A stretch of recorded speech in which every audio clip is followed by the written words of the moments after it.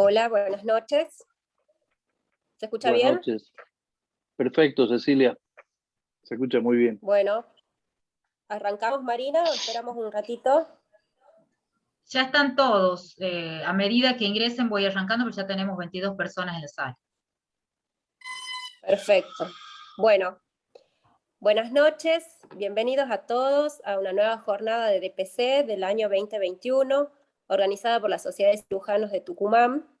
Esta noche vamos a tener un presentador de lujo y con una charla, un tema increíble, muy interesante para los nobles cirujanos y los residentes, que es conceptos de cirugía hepática para residentes y cirujanos generales. Esta vez el presentador y expositor es un maestro de la cirugía, muy querido por nosotros en el medio. Estamos hablando del doctor Ricardo Balbino Vega. El doctor Vega fue medalla de oro en la Facultad de Medicina de la UNT. También es docente de cirugía de la Facultad de Medicina de la Universidad Nacional de Tucumán. Es director de la residencia de cirugía general del Sanatorio Rivadavia, que lleva casi 25 años formando cirujanos generales en esta provincia. Es jefe del departamento de cirugía del mismo sanatorio, del Sanatorio Rivadavia. Y bueno, hay que resaltar que el doctor Vega realizó su formación, su especialización en cirugía hepática en el servicio de cirugía del doctor Thomas Stars en Pittsburgh, que es pionero en trasplante hepático a nivel mundial. También el doctor Vega en el año 2007, el 5 de marzo del 2007, realizó el primer trasplante hepático aquí en la provincia de Tucumán, en el medio privado, con éxito. Lo realizó en el Sanatorio Rivadavia, junto a un gran equipo de cirujanos, un equipo multidisciplinario, la verdad que de lujo. Y no es menos decir que el doctor Vega es pionero en la provincia de Tucumán en realizar múltiples técnicas laparoscópicas. Bueno, sin agregar más cosas, le vamos a dar espacio al doctor Vega para que nos salude y haga su presentación. Ricardo, te escuchamos. Bueno, muchas gracias, Cecilia, por tu presentación exageradamente generosa. Yo la verdad que me gustaría ser recordado simplemente como un formador de jóvenes, quien ayudó a formarse no solo en el ámbito quirúrgico, sino sobre todo espiritual y humano. Quiero agradecer desde ya a la Sociedad de Cirujanos y a todos aquellos que permanentemente, jóvenes figuras que permanentemente están poniendo el empeño, en este caso Cecilia, Inés, Marina también con su coordinación y toda la comisión directiva de la Sociedad de Cirujanos de Tucumán. Hoy justamente está en la presidencia Mauricio Lindsay. Mauricio se había incorporado al grupo nuestro, era muy jovencito en aquella época de cirugía hepática y trasplante. Qué pena que no esté, le iba a dedicar esta charla, pero capaz que por ahí llega más tarde. Bueno, yo creo que para no hacer muy largo, porque es un tema que da para mucho, voy a tratar de ir viendo cómo van los tiempos y según eso también ir, digamos, amputando cosas o no. Si les parece, puedo compartir mi pantalla, si ustedes me autorizan, ¿sí? Sí, Así sí. comenzamos. Bueno, así comenzamos la charla. A ver, yo no sé, por favor díganme si se está viendo bien. Bien. ¿Ustedes pueden ver lo que yo veo? Sí, perfecto. Sí, perfecto, Ricardo. Fíjense ustedes que un célebre cirujano europeo, Pierre-Alain Clavé, decía que lo que hemos tratado de representar en esta imagen, que el hígado es un misterio frágil y sangrante. Eso he tratado de representar con esos ojos misteriosos de esa dama. Qué cosa más frágil que un huevo y su cáscara, y bueno, y las posibilidades del sangrado ante cualquier superficie cortante. Dicho esto, que el hígado es un misterio frágil y sangrante, vamos a ir, a ver, yo no sé por qué no avanza, no sé por qué está trabado esto y no me avanza la diapositiva, ahí está, bueno, no sé qué pasó. Voy a desarrollar, y los objetivos para tratar de distribuir en esta charla son, primero, hablar un poquitito de la historia de este tema, luego, claramente, siempre desde la cirugía, uno debe hacer un muy sucinto repaso de la anatomía, lo que fue una torre de Babel, cómo hoy se ha ordenado con la nomenclatura de las resecciones, unos aspectos técnicos que puede ser quizás el esqueleto central de la charla de las hepatectomías, y luego algunas consideraciones en temas como qué y dónde está hoy el rol de la laparoscopía en la cirugía hepática, y si queda tiempo, lo menciono porque no sé cómo andaremos con el tiempo, para los cirujanos generales creo que viene muy bien tocar algunos temas de trauma hepático. Yo no sé por qué esto no pasa. Bueno, se ve que pasa así. Fíjense que si nosotros vamos a hablar de la historia, es el primer ítem, ya 750 años antes de Cristo, ustedes tengan en consideración que Hipócrates, el padre de la medicina, allá en la isla de Kos, al sur de Grecia, discurría sus días y sus noches 400 años antes de Cristo. Esto es 750 años antes de Cristo. Ya tenemos un mito, claramente de la mitología griega, valga la redundancia, donde a Prometeo, todas las noches, tal como está en ese grabado, en ese óleo, todas las noches un águila le comía el hígado. Ese es el castigo que él tenía. Y estaba castigado por Zeus, el dios de los dioses, porque él le había robado el fuego. Si por eso fuera, si por robo, bueno, yo creía que en nuestro país andaría demasiada gente ya sin hígado, o demasiada gente andaría como Prometeo, con un águila que le come el hígado de noche, pero durante el día volvía a reproducirse el hígado.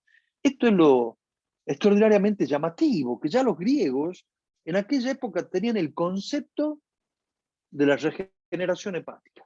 Fíjense ustedes, 750 años antes de Cristo, ya los griegos sabían que el hígado se regeneraba y estaba en este mito de Prometeo. Si nosotros empezamos a escudriñar en la historia y queremos buscar las primeras descripciones anatómicas, y vamos a ir seguramente a los padres de la anatomía. Pero ya esto, el mito griego eran 700 años, ahora han pasado 4 siglos, estamos 300 años antes de Cristo. Yo les di como referencia que 400 años antes de Cristo estaba Hipócrates en la isla de Kos, y si ustedes quieren aprender medicina, como cada uno de ustedes estudió en sus escuelas de medicina en las distintas localidades, bueno, nada, en la época de Hipócrates claramente había que ir a Grecia, y a la isla de Kos estaba la escuela hipocrática, pero luego el centro de mayor excelencia para aprender medicina en el mundo se encontraba en Alejandría, que Alejandría había sido fundada por este gran conquistador Alejandro Magno. Entre paréntesis, ustedes saben que Alejandro Magno, ya el papá de Alejandro Magno, había pagado un dinero para que Aristóteles fuera su maestro. Bueno, tenía algunos conceptos Alejandro Magno en lo que hace a la gobernación y demás, realmente interesantes. Fíjense ustedes que se destinaba grandes sumas de dinero para los aspectos culturales, y así que Alejandría estaba la famosísima biblioteca de Alejandría. Era el lugar donde se cura el alma, así decía en el frontispicio a la entrada, donde cuando uno entraba a esa biblioteca de Alejandría. Herófilo estaba inserto en esta cultura y era el padre de la anatomía 300 años antes de Cristo, y que había comenzado con disecciones cadavéricas, y dicen por ahí también, hay algunos escritos que probablemente vivisecciones, y es quien primero describe la anatomía hepática, por lo menos lo que tenemos nosotros con todo detalle. En esa misma época, un poquitito más joven que Hipócrates, pero de la misma época, era Sístrato. Y déjenme que les cuente una anécdota chiquitita y ya vamos terminando con la historia. El rey de Siria encuentra que su hijo estaba enfermo, no estaba bien su hijo. Entonces lo convoca a Erasístrato, que era un famosísimo médico, como dijimos, de Alejandría, y Erasístrato empieza a observar a este muchacho y observa que, bueno, tenía toda una serie de sintomatología, pero que esta se desencadenaba básicamente cuando él veía a la nueva y joven esposa del rey de Siria, que era Estratónice. Y Antíoco, este muchacho, bueno, nada, entonces Erasístrato lo acuesta, Antíoco y hace pasar distintas personas y observa que cuando pasaba Estratónice, la esposa de su papá, la joven esposa de su papá, el Antíoco se ponía taquicárdico, sudoroso, inquieto, y describe por primera vez, aparte de ser el descriptor de la anatomía hepática con mucho detalle, Erasístrato describe este cuadro como mal de amores. Les quería dejar ese pequeño regalo. Ya, bueno, fíjense que los asirios, los caldeos, la Mesopotamia, se han encontrado estas imágenes de arcilla, donde ustedes pueden ver claramente cómo ya estaba, inclusive la vesícula biliar estaba ya aquí representada, el lóbulo caudado, realmente sorprendente. Fíjense una vez más, y hasta cuando estudiamos en histología, acuérdense de la vena centrolobulillar y demás, realmente sorprendente que ya en aquella época se pudiera describir todo esto. Ahora, si sabemos el aspecto evolutivo de la cirugía, claramente los primeros pasos importantes para que la cirugía hepática avance, desde ya que fueron dados por los anestesistas, que nos permitieron a los cirujanos realizar gestos quirúrgicos adecuados y con pacientes con sobrevida. Luego vamos a ir viendo que se le atribuye al Langenbusch la primera hepatectomía, digo se le atribuye porque en realidad había un médico italiano que fue el primero en realizarla, si bien Langenbusch, el alemán, que hizo la primera colecistectomía también, este berlinés, es el primero que la realiza con éxito, la primera hepatectomía. Bueno, luego vamos a ir viendo un poco, aquí le están mencionados un par de nombres, pero quiero que luego vayamos nosotros avanzando en la charla y vamos a ir desarrollando esto. Fíjense ustedes que toda la parte de la complejidad de la vasculatura intrahepática y demás, el primero en describirla es este británico Gleason. Él hacía hervir el hígado, lo hervía el hígado, y luego con un palito sacaba todo, dejaba la estructura, dejaba el esqueleto del hígado, después de que había habido una hora, sacaba todo el parénquima, inclusive él llegaba a inyectar soluciones como con leche, dentro de la vena porta, y veía que ese fluido salía a través de las venas suprahepáticas de la cava inferior, lo cual ya hablaba de las interconexiones que existían. La primera hepatectomía está ahí la publicación, les muestro, en Trieste, por Antonio Loyer, este italiano, el 15 de enero del 86, que fue antes de lo que está descrito como la primera hepatectomía, si bien exitosa, de Langenbusch en Berlín en el año siguiente, en el año 87. Tiene una gran importancia, y esto todavía es altamente aplicable para los cirujanos generales, es una maniobra que es absolutamente necesaria conocerla. Pringle describe esta maniobra del clampeo del pedículo hepático en dos pacientes, si bien él la describe para dos pacientes con trauma hepático, y podemos conocer a partir de esto cómo se logra cohibir las hemorragias en numerosas circunstancias con la maniobra de Pringle. Podemos decir también que hoy no se usa solamente para trauma hepático desde ya, sino que se usa en numerosas resecciones hepáticas, como vamos a ir viendo más adelante. Un avance extraordinario resultó, esto es parecido a los arrondissements o todo el vecindario, como se dan, es casi si el vecindario de París son los arrondissements, son así circulares. Bueno, un poco así también fue la descripción de Coinot de los distintos segmentos, y es fundamental el conocimiento de la segmentación hepática y la anatomía. Fíjense ustedes que los segmentos están básicamente divididos, la división hepática, dada por las venas suprahepáticas. Y cada uno de estos segmentos tanto del hígado derecho como del hígado izquierdo, tienen un pedículo con una arteria hepática, una rama de la porta y una rama de la vía biliar. Y la división las dan las venas suprahepáticas, tal como lo describió Coinot en su momento. No sé, ahí está. Bueno, no sé qué pasa aquí. Ahí está, ahora parece que ahí va. Nosotros tenemos, el hígado se va a dividir en izquierdo y derecho por una línea imaginaria, la línea de Cantley, que va desde la vesícula biliar, del fondo de la vesícula biliar, a la parte media de la vena cava inferior. A la izquierda nos queda el hígado izquierdo y a la derecha el hígado derecho. El ligamento suspensorio nos divide a su vez el hígado izquierdo en un segmento, hoy se le llama sector lateral, y en un sector medial. Y en tanto que el hígado derecho tiene un sector anterior y un sector posterior, y esta línea que coincide con la suprahepática derecha, por ahora tendrá que ser imaginaria, porque no tenemos elementos para verla. Sin embargo, podemos expresar que, si bien en la segmentación hepática de Coinot parece todo muy ordenado, en realidad es algo así la segmentación en la realidad.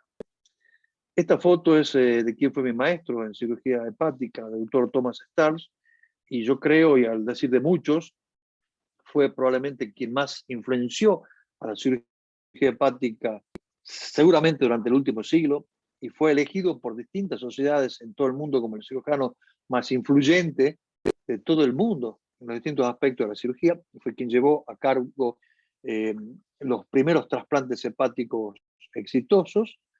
El primer año que yo estuve en Pittsburgh, que fue a los fines de la década del 80, al principio del 90, se realizaban alrededor de 1000 trasplantes por día. Un promedio casi de 3 trasplantes, 1000 trasplantes por año, perdón, 3 trasplantes por día, lo cual significa, porque no empezaban todos juntos, que a cualquier hora del día y de la noche en Pittsburgh estaba realizando un trasplante. En esta foto aparece el doctor Stars, esto es un médico griego, Sakis, y este es un colega argentino, que fue quien nos dio la primera mano para viajar, que es Adrián Casavilla. A ver, avancemos, este avanza como quiere, no sé, ahí está. Bueno, esta es una foto histórica, es el primer trasplante hepático realizado en el mundo, es una foto del doctor Stern realizando su primer trasplante hepático en un niño, y fíjense qué llamativo y paradójico el gran amor que tenía él por los perros, y sin embargo toda la fase experimental la realizó justamente en estos animalitos. Nosotros veíamos con mucha frecuencia lo que luego se popularizó en el mundo, lo que en esa época se llamaba trisegmentectomía, hoy se llama triseccionectomía, pues son 3 segmentos, derecho o 3 segmentos izquierdo, o hepatectomía ampliada. Otro de los grandes avances en la evolución histórica es la bipartición hepática, luego vamos a volver sobre esto, con la ligadura portal. La ligadura portal, para permitir que se hipertrofie el hígado del sector que no está ligado a la porta, obviamente, y la bipartición hepática, que le agrega evitar la interconexión entre los distintos ramos hepáticos. Fíjense ustedes cómo aquí tenemos un sector lateral izquierdo pequeño y con un hígado izquierdo pequeño, y cómo permite luego y semejante tumor hepático, pero cómo se hipertrofia luego que se ha realizado la ligadura y atrofia del lóbulo derecho y la ligadura de la porta rama derecha. Ya vamos a ver un poquito más de esto. Y esto que les voy a mencionar ahora es sorprendente, es lo último, bueno, aquí escribí mal, Torsili con 2 L. Guido Torsili es un cirujano italiano que sacó muchos conceptos de la cirugía japonesa, pero hoy prácticamente yo les puedo decir que es muy difícil decir casi a cualquier paciente que usted no le puede resecar las lesiones hepáticas que él tiene. Guido Torsili ha modificado absolutamente los conceptos de la hepatectomía.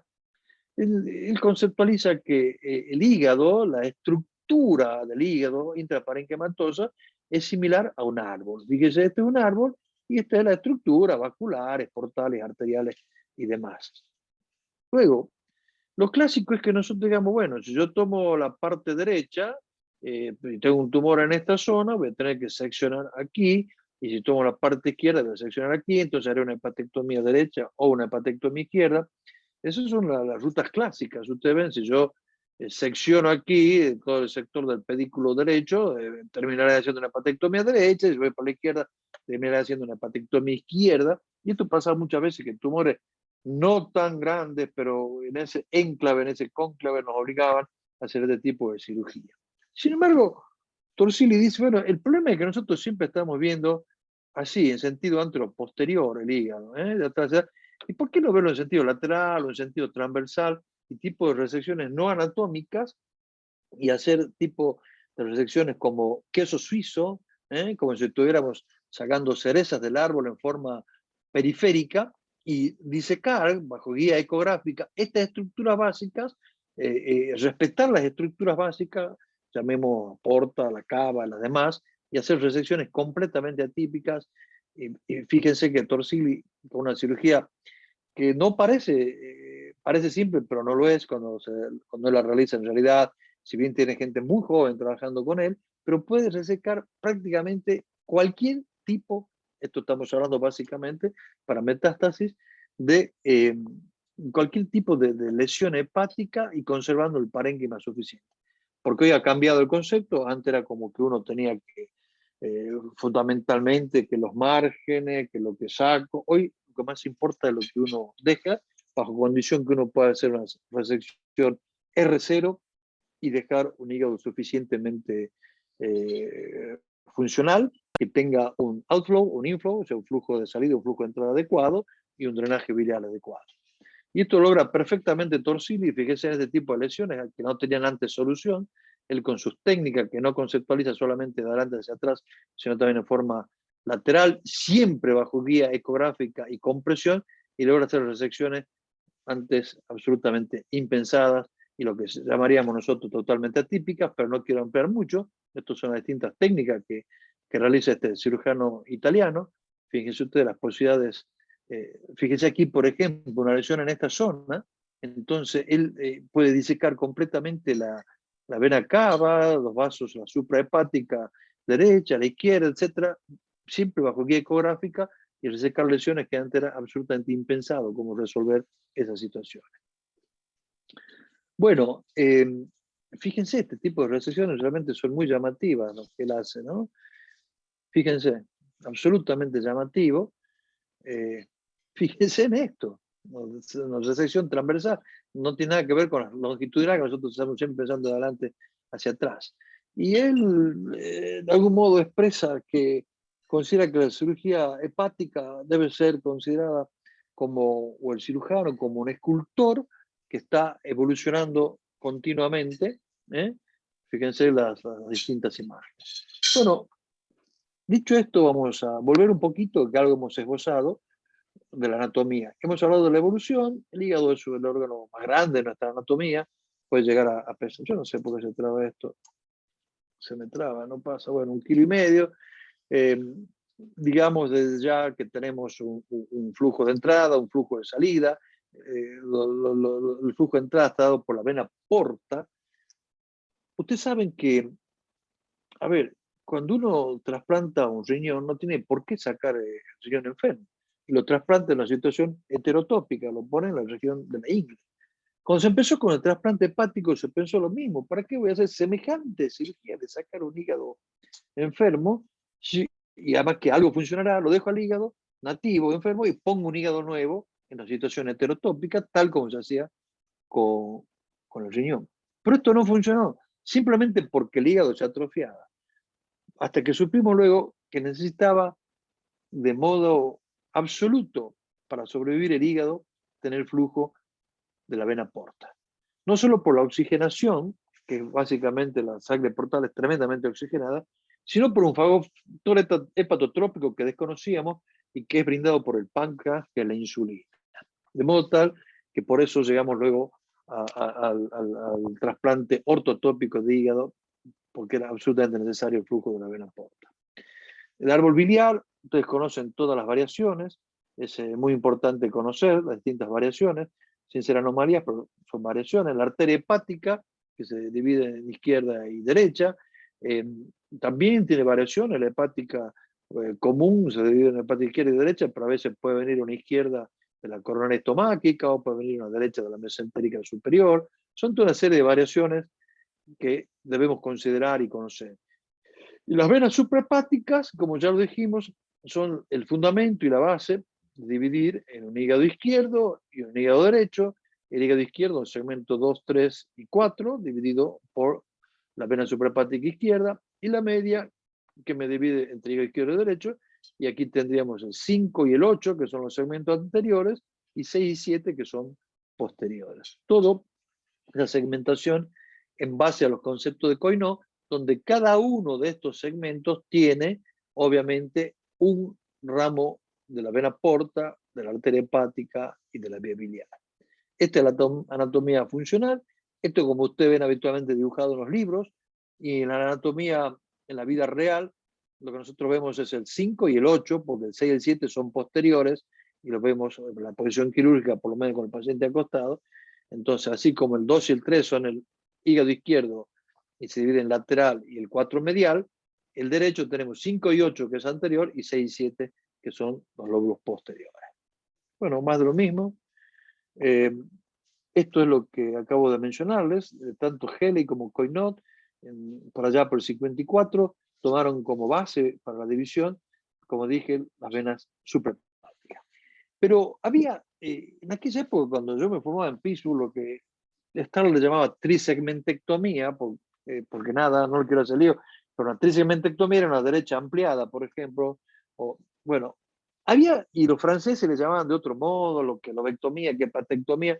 Entonces la nomenclatura era una torre de Babel, hasta que en el año 2000 se reunieron en Brisbane las autoridades en este tema, y prácticamente se tomó que esto es considerado hígado derecho, a punto de partida de la división de esa línea de Cantley, que va desde el fondo de la vesícula hasta la vena cava inferior. Esto es hígado derecho y esto es hígado izquierdo. Y a su vez, el hígado derecho, los segmentos 5 y 8 se les llama sección, sección anterior, y 6 y 7 la sección posterior. El 2 y el 3 son la sección lateral izquierda y el 4 la sección medial. Entonces, todos, digamos, tenemos sección lateral y medial, sección anterior y posterior. Hígado derecho, hígado izquierdo. Sección lateral y medial, sección anterior y posterior. Y a su vez, la última división de la porta ya nos da los famosos segmentos hepáticos, la segmentación hepática, que son del 1 al 8, tal como ustedes conocen. Bueno, no quiero entrar en nomenclatura de las resecciones, porque no vamos a hacer más lío. No quiero hacerla muy, muy larga esta charla. Entonces vamos a ir avanzando, así dejamos tiempo luego para las preguntas. Vamos a ver algunos aspectos técnicos que yo considero que son los más importantes quizás para volcarles hoy al respecto de las hepatectomías. Bueno, desde ya la formación del equipo, desde ya el equipamiento necesario, no vamos a entrar en todos estos detalles. Les quiero dejar 3 cosas que incorporen ustedes. Es fundamental y esencial, si ustedes quieren hacer buena cirugía hepática con buenos resultados, deben elegir y trabajar en equipo con un anestesista de primera línea. Es fundamental conocer no solo lo que se saca, sino lo que se va a dejar, el futuro remanente hepático, y también el manejo del control del sangrado. Vamos a hablar un poquito de estos 3 puntos, y con esto considero que tenemos suficientes elementos conceptuales para realizar una hepatectomía segura. Vamos al primer punto, que es la anestesia. Bueno, no voy a entrar en toda una serie de detalles que son enormes para el anestesista, pero sí algunas cosas que debemos conocer. En primer lugar, el anestesista debe mantenerlo al paciente, sobre todo en el momento de la resección, en el momento que seccionamos el hígado, con una presión venosa central baja, entre 2 y 5 milímetros de agua. Para eso los volúmenes que le infunde al paciente, los volúmenes que pasa, deben ser poquísimos, en muy pequeña cantidad de líquidos. Es más, a veces inclusive utilizan diuréticos para sacarlo más al paciente. Debe utilizar drogas que lo mantengan estable, que no esté subiendo, bajando. El remedio de fentanilo es una muy buena droga, pero a su vez que necesitamos una presión venosa central baja para que el hígado no esté duro, congestionado, y podamos sea que no hacen grandes sangrados, pero el paciente tiene que tener buena presión arterial. La venosa central baja, pero la arterial adecuada. Entonces, es necesario muchas veces, más de una vez, utilizar inotrópicos como noradrenalina. Y una palabrita de algo relativamente nuevo, que es el ácido tranexámico, que los anestesistas también lo utilizan cada vez con más frecuencia y que ayuda a los fenómenos de coagulación sanguínea. Fíjense ustedes si es importante o no mantener la presión venosa central baja, que en este estudio, cuando la presión venosa central es menor de 5, habitualmente tiene menos de 200 milímetros de mercurio de pérdida sanguínea el paciente. Cuando la venosa central está por arriba de 5, y el sangrado puede andar alrededor o más de 1 litro. Y obviamente que esto va de la mano con la necesidad de transfusiones sanguíneas y por supuesto también va de la mano con el resultado final del paciente. Entonces, el primer concepto importante es fundamental contar con un anestesista entrenado en cirugía hepática, que sea un experto y sepa manejar adecuadamente la cirugía hepática. Vamos a ver ahora el segundo concepto, que es lo que dejamos de hígado, el remanente hepático.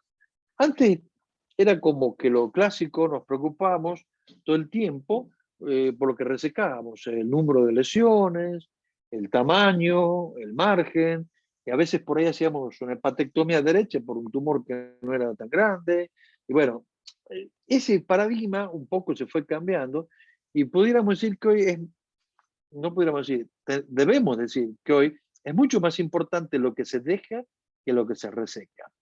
El objetivo básico es que yo haga una resección R0, que no deje tumor, si puedo tener un margen de 1 centímetro mejor, y bueno, habrá una serie de otras cuestiones que no quiero entrar, que Carras y demás, pero que yo haga una resección R0 y que tenga un hígado remanente en buenas condiciones. Por lo menos 2 segmentos contiguos, que tenga un outflow adecuado, un inflow adecuado y un drenaje biliar adecuado. Con eso yo ya logro el objetivo de lo que necesito, y esto es lo que hoy nos fijamos básicamente los cirujanos. Entonces, dicho de otro modo, fíjense ustedes que yo, por ejemplo, en este paciente, yo puedo tener una resección hepática adecuada si le dejo un outflow, o sea, la salida por las venas suprahepáticas, y tengo un inflow, o sea, la arteria hepática y la vena porta adecuada y un drenaje biliar. Pero no solo eso, sino que lo que es fundamental, que el hígado remanente no me vaya a generar una insuficiencia hepática en ese paciente y sea incompatible con la vida.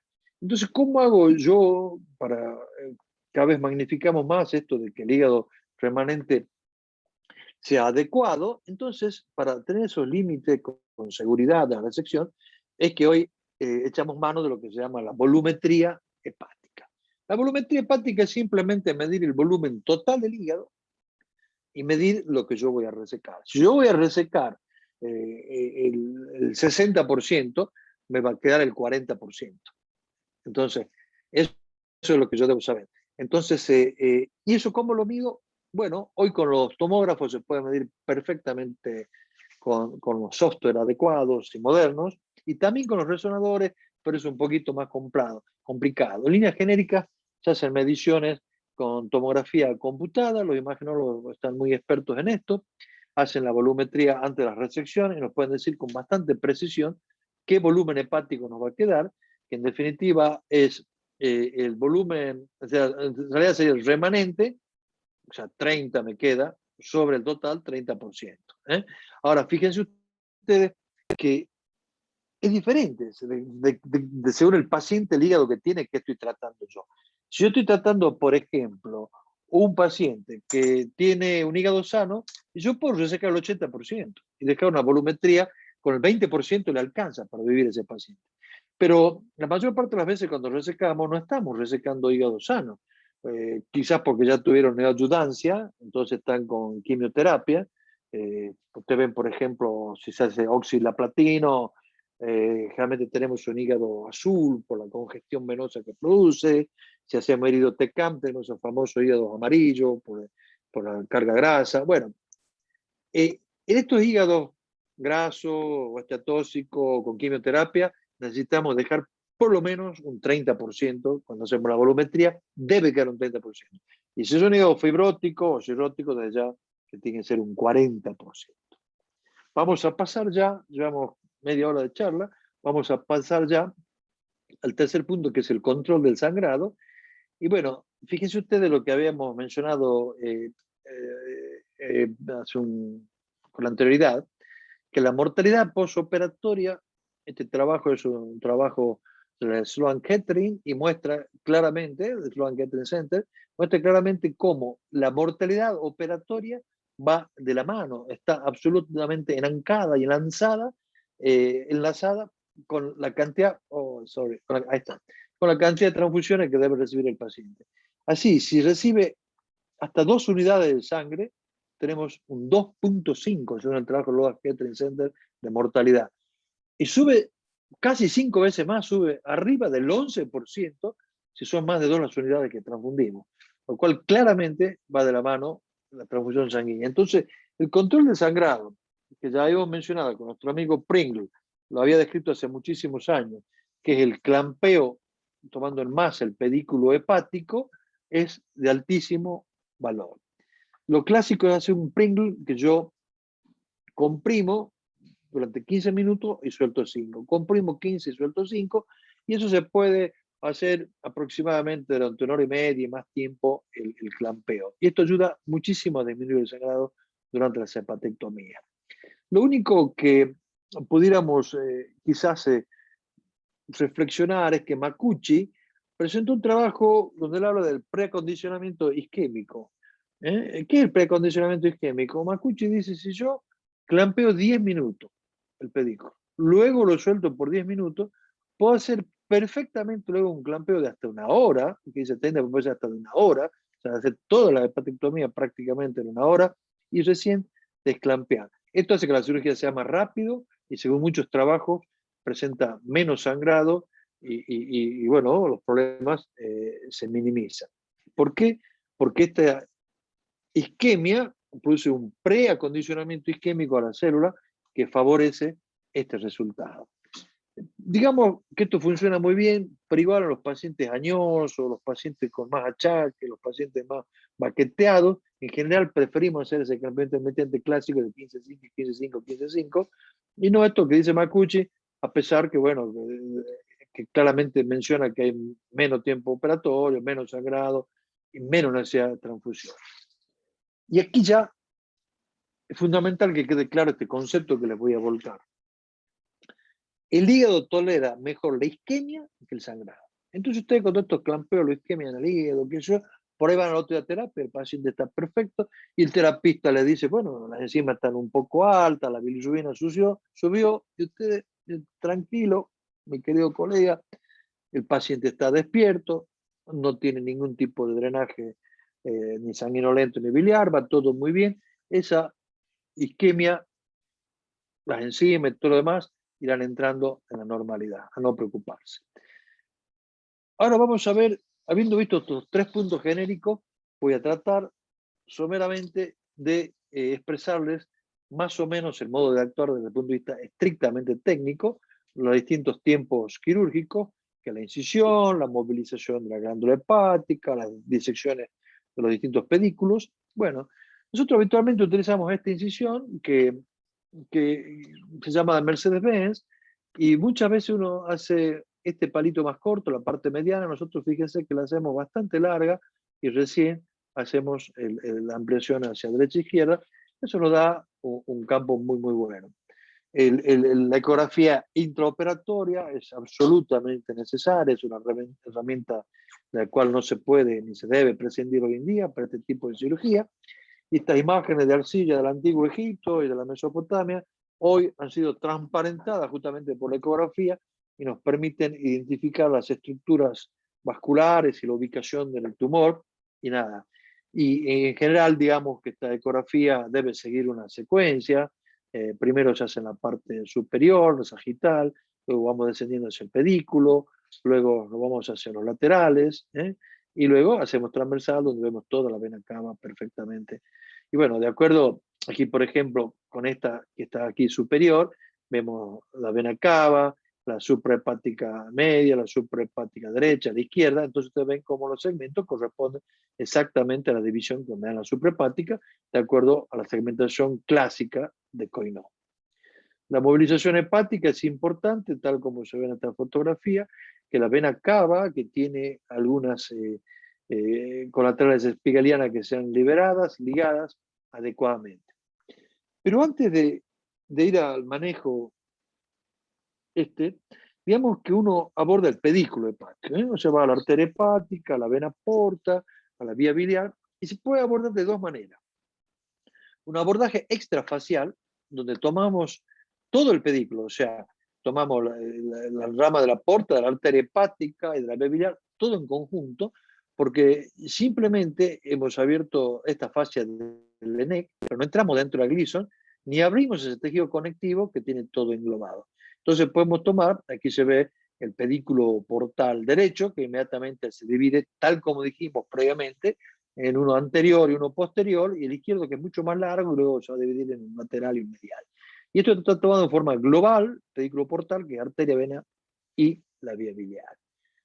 El otro modo de hacerlo es abrir el tejido conectivo, entonces vamos a ver directamente la vena porta, que es como la camita sobre la que se acuesta, y luego va la arteria hepática, la vía biliar y todo lo demás. Ustedes ven aquí cómo cuando nosotros abrimos el tejido conectivo, aquí vemos la porta como ya se está dividiendo en sus distintas ramas, vemos la arteria hepática y se pueden disecar perfectamente.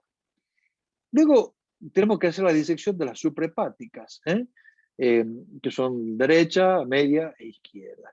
La suprahepática derecha, habitualmente tenemos que seccionar este ligamento que se llama ligamento de Macucci, y de ese modo, por vía lateral, luego de haber seccionado todo el ligamento triangular, el ligamento coronario, podemos llegar a disecar la vena suprahepática derecha. Y también hay una accesoria inferior que debe ser con cuidado controlada. A veces lo podemos hacer desde arriba, de cuando llegamos todo el suspensorio, puede ser una maniobra, yo diría, no aconsejable, en casos muy favorables y fáciles uno pudiera hacerlo. En la izquierda uno tiene este lóbulo caudado, abrió previamente, hemos abierto todo la par flácida, vemos el lóbulo caudado, y aquí abrimos el surco de Arancio, y ahí vamos a encontrar la unión entre la suprahepática izquierda y la cava. Y la media es la más difícil y se la busca por arriba en línea genérica. Fíjense que en la hepatectomía clásica lo que uno hace es movilizar todo, que se vea perfectamente. Aquí está la suprahepática derecha y la derecha accesoria, y luego habiendo ligado el pedículo movilizado, el hígado, ustedes ven que está fuera de la herida, fuera de la herida quirúrgica, el hígado pues, está totalmente movilizado, se secciona el suspensorio, los ligamentos triangulares, los coronarios que están atrás, y entonces queda movilizado para poder resecar esta gran tumoración hepática, y fíjense cómo se ve la línea Cantley, que está isquémica ya, desde la vesícula hasta la vena cava, la diferencia de color por las ligaduras vasculares. Esa es la hepatectomía clásica, que es la que uno efectúa la mayor parte de las veces, las regladas. Pero Osawa describe, este oriental describe un abordaje anterior para los tumores muy grandes del hígado derecho en esta región, que es muy difícil de movilizarlo. Él prefiere hacer un abordaje anterior, obviamente respetando las estructuras vasculares como la cava y la suprahepática, y se ve el lóbulo caudado que luego va a ser reclinado. Entonces aquí se ve cómo se hace el lóbulo caudado, se hace todo el abordaje anterior sin movilizar para nada el izquierdo y tampoco el derecho, y una vez que uno tiene todo esto reparado, tiene el flujo, el outflow, el inflow, recién en última instancia va a movilizar tal como se ve en la fotografía, y se ve la cava, aquí se ve la suprahepática, y al último recién se va a movilizar el hígado derecho. Una modificación de esto hizo este extraordinario cirujano parisino de las afueras de París, que es Belguiti. Belguiti hacía la famosa maniobra del colgamiento. Entonces, fíjense ustedes como hanging maneuver, que pasa una lazada, hay un sector como de 1 centímetro aproximadamente, donde no están las venas spigelianas, no va a lesionar ningún vaso. Con mucho cuidado uno pasa por ese sector y pasa una lazada para separar el hígado, luego secciona este nivel y hace prácticamente lo mismo que mencionaban estos orientales. Esto nos permite que no se produzca una torsión de la vena cava inferior, que disminuye el retorno venoso cuando hacemos una hepatectomía clásica muchas veces y se hipotensa el paciente. Esto no sucede con esta técnica.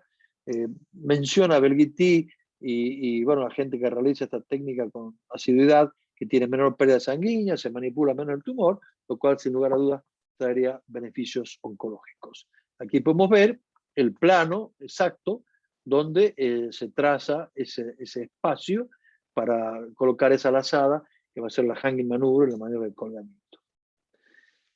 Henri Bismuth, que hemos tenido la suerte de tenerlo aquí en Tucumán y hemos compartido con él comidas y demás en un congreso de residentes, Henri Bismuth, el que empieza con la hepatectomía basada fundamentalmente en los segmentos hepáticos, resecciones mucho más pequeñas, regladas y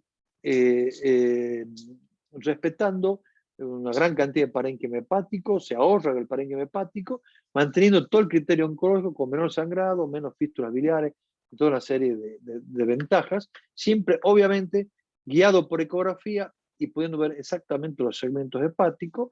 Aquí podemos ver cómo está la suprahepática derecha, de modo tal que lo que se ha resecado son el 6 y el 7 que están hacia afuera de la suprahepática derecha. Esto es el 5 y el 8, el 6 y el 7 sería una bisegmentectomía hepática. La maniobra Pringle, ustedes deben recordar dos cosas. Una, que a veces sangra, porque yo hago una Pringle, sobre todo por ahí ustedes están en un traumatismo hepático, les sangra, hacen una Pringle y sigue sangrando. Uno, porque a veces puede haber una hepática accesoria que venga a la coronaria estomática, recuerden. Y otro, porque nos queda el flujo retrógrado de la vena suprahepática. Y eso puede ser origen de sangrado también. En esas circunstancias, tendría que volver al anterior, hay que hacer un clampeo global, ya no solo la Pringle, sino clampear arriba las suprahepáticas también, que es un poquito más complejo, hay que tener más destreza quirúrgica y más entrenado en este tipo de cirugía. Así también con los clampeos selectivos, yo puedo disecar el pedículo derecho, ustedes recuerden que se va a dividir luego en uno anterior, que está con esta lazada naranja, y otro posterior, que está con esta lazada. Si yo, por ejemplo, ligo el posterior, entonces solamente voy a tener la zona isquemiada por el campo selectivo, que son el 6 y el 7. El 5 y el 8, que están con esto, sigue con su flujo.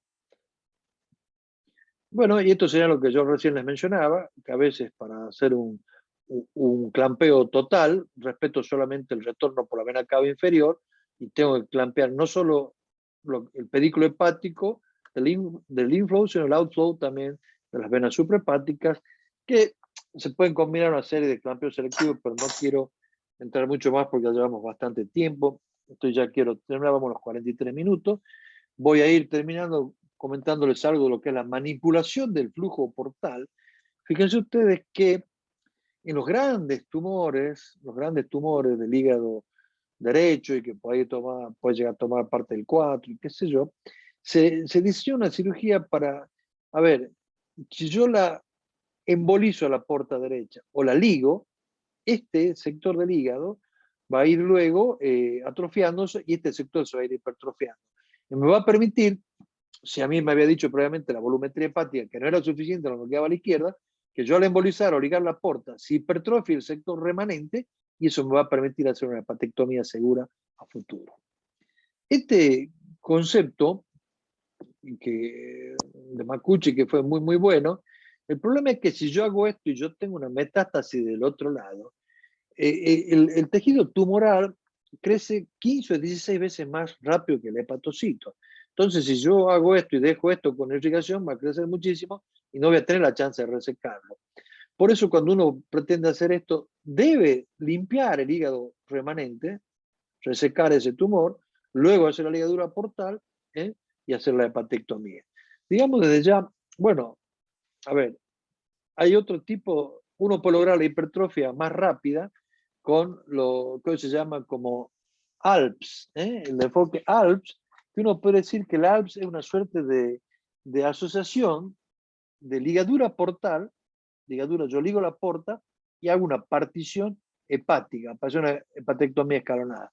Tal como decía, fíjense ustedes, yo aquí quiero hipertrofiar esto y tengo estos 2 tumores del hígado izquierdo, entonces hago la resección, ligo la porta, esto se va a atrofiar, y luego en un segundo tiempo voy a hacer la hepatectomía y me quedo con este hígado hipertrofiado. El problema es que el ARPS hace una hipertrofia más rápida, probablemente porque las conexiones intrahepáticas entre el lóbulo y el otro ya no están más al hacer las secciones en el primer tiempo quirúrgico. Entonces, digamos que hoy en general lo que uno hace son o las hepatectomías en 2 tiempos, las hepatectomías en 2 tiempos, o con o sin ligadura, con ligadura o con embolización portal. O la cirugía en 2 tiempos, o hace con la embolización, esto ya casi no se hace la cirugía en 2 tiempos, si se hace esto permanece, con la embolización portal, habiendo resecado esos tumorcitos, por lo que decíamos, por crecimiento más rápido, con ligadura o con embolización. Y el ALPS, que sería la tercera opción, que tuvo de moda en alguna época, yo diría que hoy se lo hace mucho menos. Y ya para ir terminando, digamos que la manipulación del flujo portal, que en forma genérica de lo que estoy hablando, hoy se hace en combinaciones, por ejemplo, yo tengo aquí un tumor, por ahí le hago la resección localizada de este tumor, este otro, por ahí le hago radiofrecuencia o onda corta, este tumor en esta localización, luego embolizo esta zona con alcohol absoluto y luego en un segundo tiempo, ahí está, mostrando, puedo hacerlo con radiofrecuencia, resecar los otros tumores de la zona que va a quedar, embolizo para que esto se atrofie, esto se hipertrofie, y en un segundo tiempo hago los distintos tipos de hepatectomías. Yo creo, ya no voy a hablar de trauma hepático, no sé cómo estamos con los tiempos, si es muy largo. Les digo 2 palabras de la APAR o abierta, ¿les parece? Cecilia, Inés. Sí, sí, Ricardo. Si Ricardo. usted me dice si quiere que hablemos de trauma, 2 palabras, pero si no, bueno. Fíjense ustedes que es raro, pero no hay muchos trabajos. Yo he podido recoger 2 trabajos prospectivos y randomizados, hay un tercero en camino, que realmente los otros no son prospectivos randomizados, que nos comparen la cirugía laparoscópica con la abierta. Sin embargo, en el 2008 se reunieron en Louisville, en Kentucky, para hacer un consenso con respecto a cirugía laparoscópica de hígado, y en el 2018 se hizo una nueva reunión en Southampton, y no cambiaron mucho las cosas, se las hago cortitas, preferentemente cuando sean lesiones únicas y pequeñas, de menos de 3 centímetros, que no sean entre 3 a 5 centímetros más no, que estén con una ubicación, digamos, en segmentos periféricos, eso es lo ideal. Lesiones pequeñas, no más de 3, y lesiones de menos de 5 centímetros con ubicaciones favorables. Y solamente una seccionectomía lateral izquierda, es decir, una bisegmentectomía del 2 y el 3, uno puede decir que la va a hacer claramente por la laparoscopia con seguridad.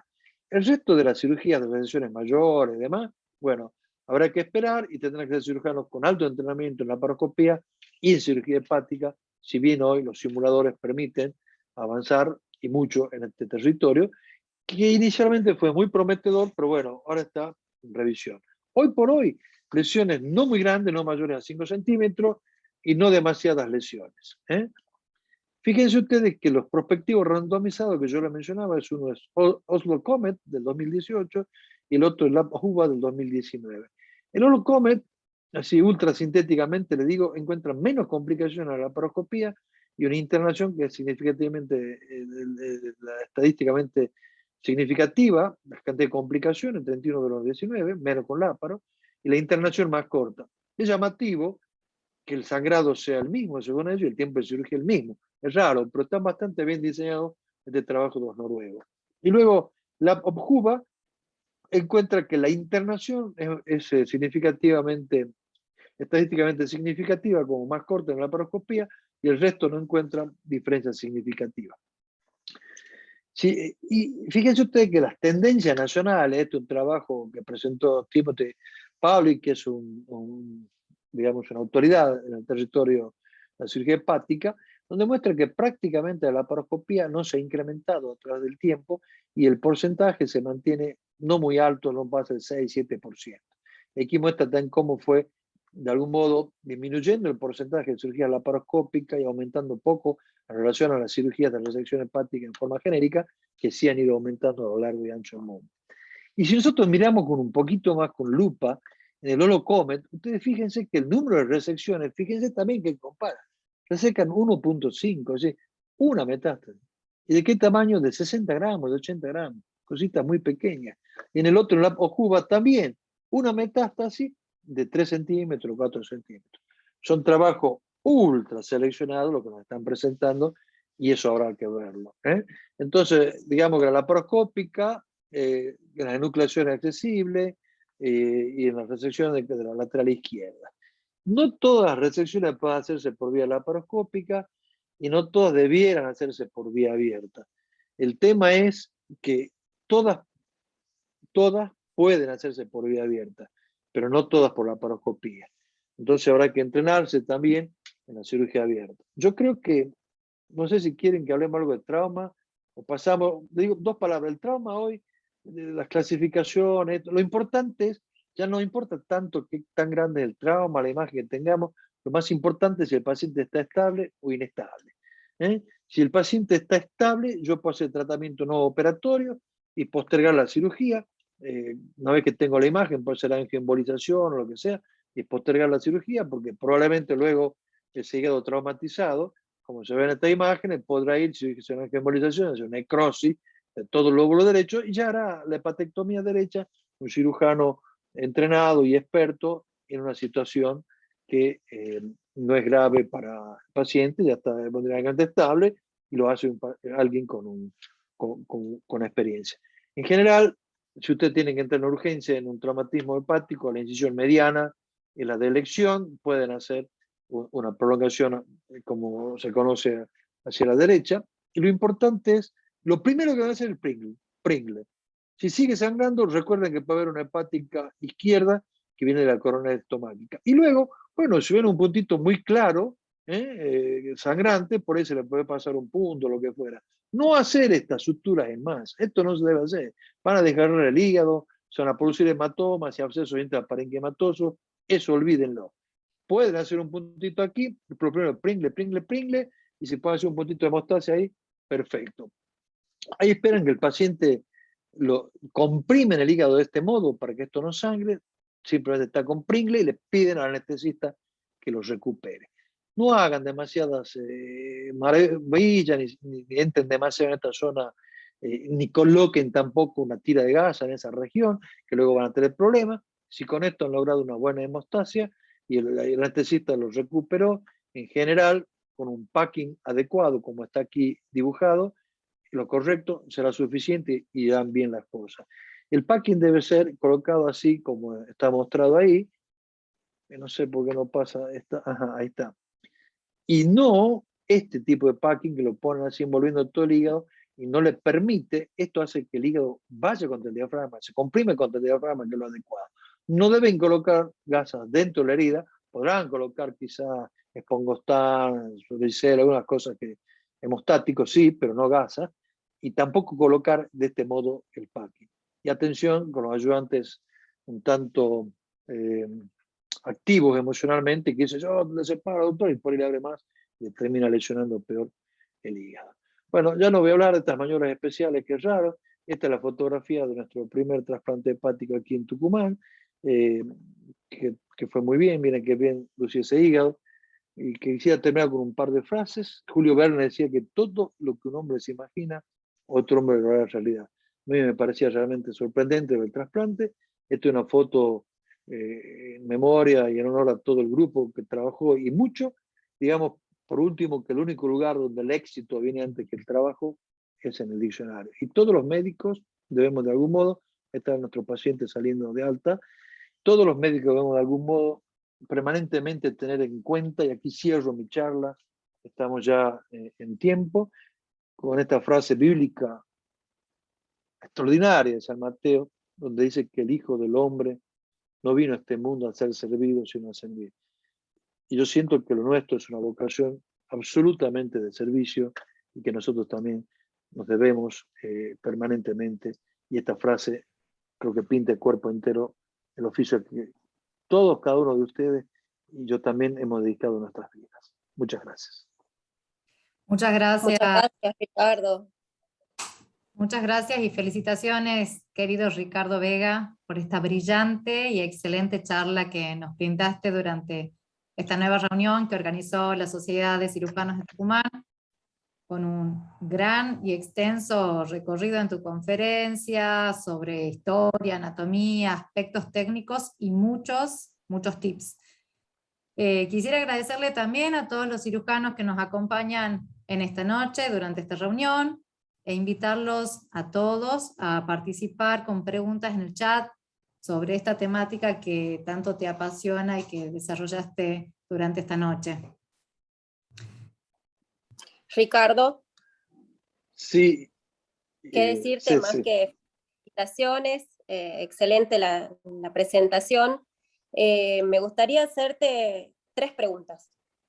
Una es si utilizas el argón, en qué momento y cuáles serían los beneficios. La segunda pregunta es si utilizas algún tipo de sutura mecánica, ya sea vascular o para la parte de vía biliar, de los conductos biliares. Y la tercera te la hago cuando me contestes estas 2. Bueno, sí, nosotros el argón lo utilizamos. Recordá, Cecilia, que me formé en Pittsburgh, haremos la escuela de Pittsburgh, y se utilizaba muchísimo el argón para superficie cruenta. El argón, en definitiva, es un gas que hace que la chispa, lo mismo que el electrobisturí, con el electrobisturí lo que logras coagular que el calor, eso mismo se transmite a través del gas, entonces logra una coagulación mucho, pero mucho más superficial, muy sutil y superficial, para la superficie cruenta, babeante. Obviamente no sirve para vasos importantes desde ya, eso es para la superficie cruenta, para que quede.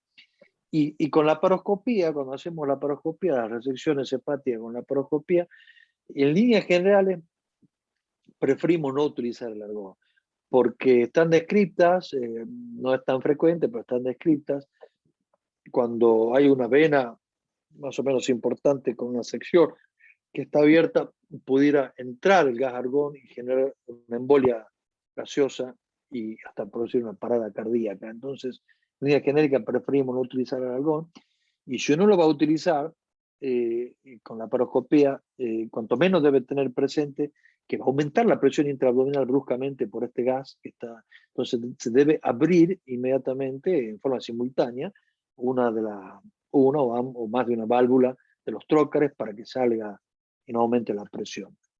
Con respecto a la sutura mecánica, bueno,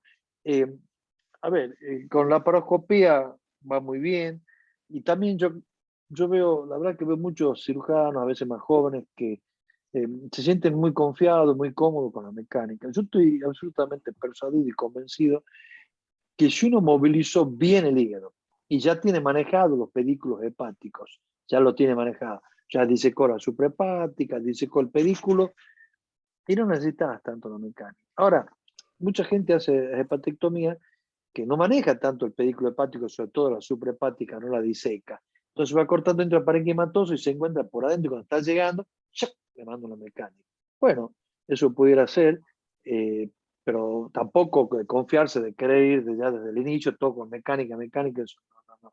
El fundamento, y Guido Torsili, uno no puede pasar tantas cosas, él hace semejantes resecciones y semejantes cirugías extraordinarias, la cantidad de metástasis que él extirpa, y la hace con un ecógrafo, una tijera y 3 cosas más, no muchas cosas más.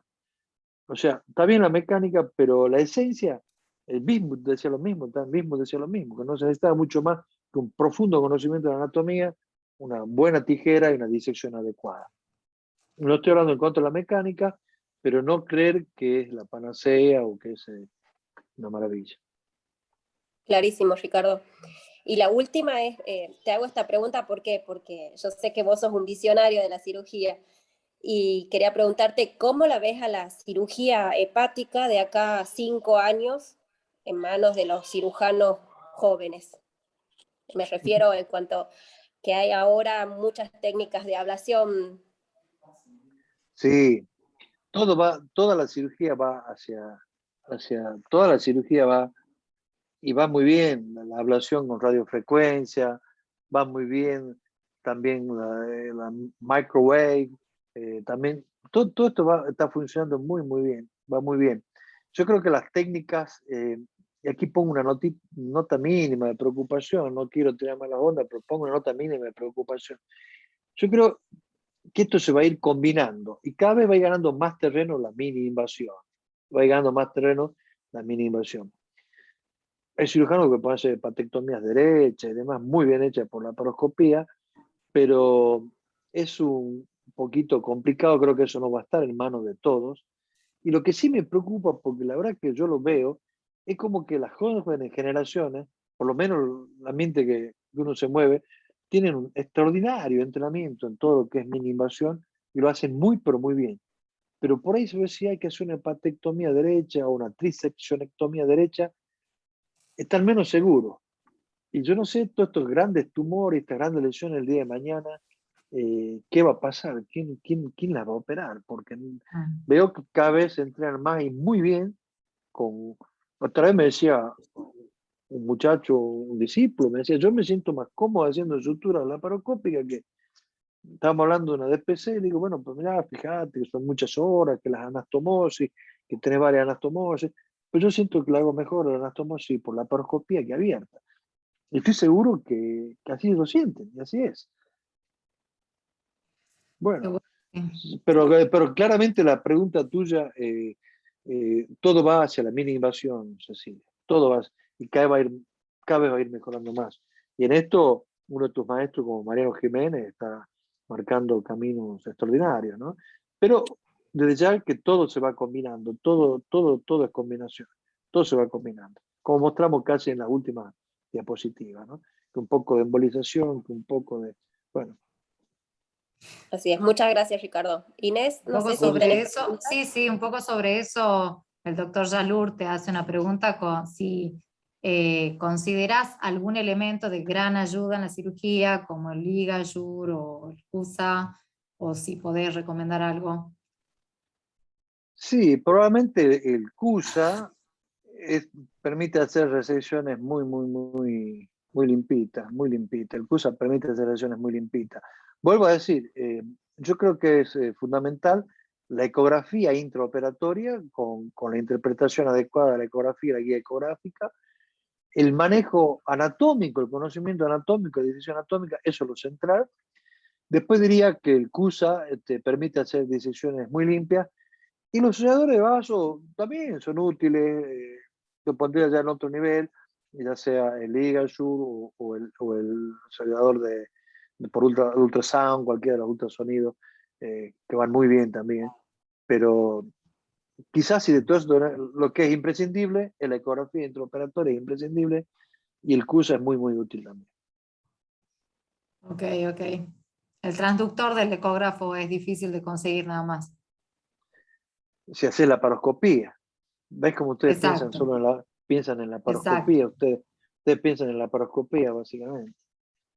Pero fíjate que la laparoscopía, como dijimos, hoy no supera un 6, 7, 8% de recesiones hepáticas que se hacen por vía laparoscópica a nivel mundial, y son tumores pequeños, no demasiada cantidad de tumores, y preferentemente con ubicación periférica. Quizá en los segmentos posteriores un 6, 7 te diría que no, y lo más grande que uno puede decir por un cirujano estándar que conozca de cirugía hepática, la laparoscopía, sería una seccionectomía lateral izquierda, un 2-3, o bisegmentectomía 2-3.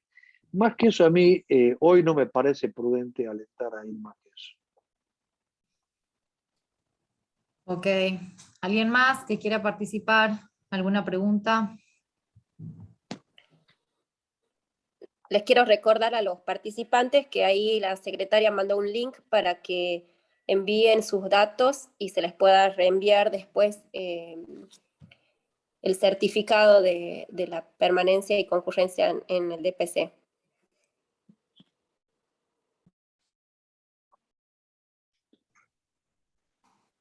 ¿Alguna preguntita Bueno, adicional? La verdad que es un tema muy lindo, pero bueno, están cansados. hermoso tema.